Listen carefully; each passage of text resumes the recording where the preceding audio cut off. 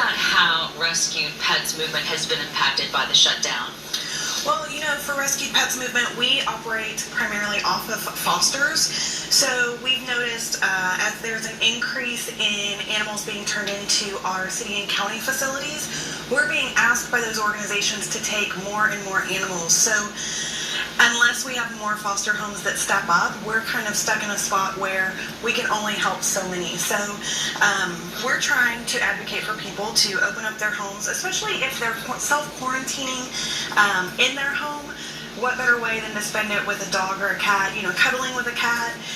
It's okay to be in the backyard playing with your dog, playing fetch, going on short walks on a leash. So this is the perfect time if you've been thinking, maybe I want to find a way to give back, maybe I want to find a way to see if I'm ready for a pet. This is a good test run while you're home.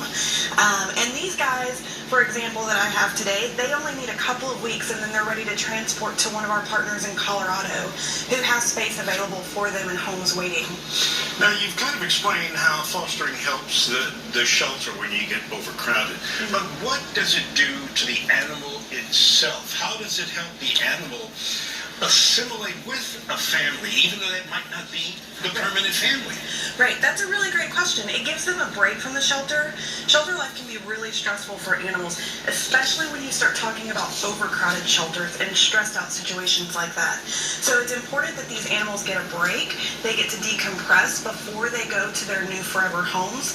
They start learning things like potty training and getting into a routine, and really they get exposure to other dogs and cats that might be in the home.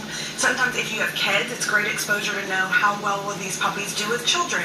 How are they with other dogs or cats? It gives us a lot of information, but it also gives the dogs a break, the cats a break from that crowded shelter environment where they're exposed to so much, right? They're exposed to communicable disease. It's kind of like doggy daycare where, if one starts sneezing, they all start sneezing. So it also kind of helps limit what they're exposed to.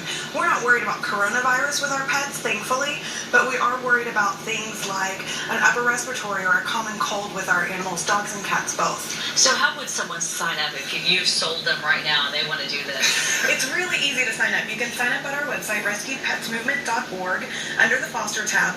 One of our foster coordinators will call you on the phone and actually do the interview via phone, so you don't have to worry about coming in person. Then once you're signed up, you let us know what you can foster. We get you signed up on our email. Dog is eating the mic. We get you signed up, and then you get email alerts letting you know what's available and what's needed. Okay, we're out of time, but one last quick question. If you fall in love with your pet that you're fostering, can you keep it? You can't. Okay. We actually signed a contract. All right, so you cannot fall in love, everyone. This is temporary love. Thanks, Monica. Our time is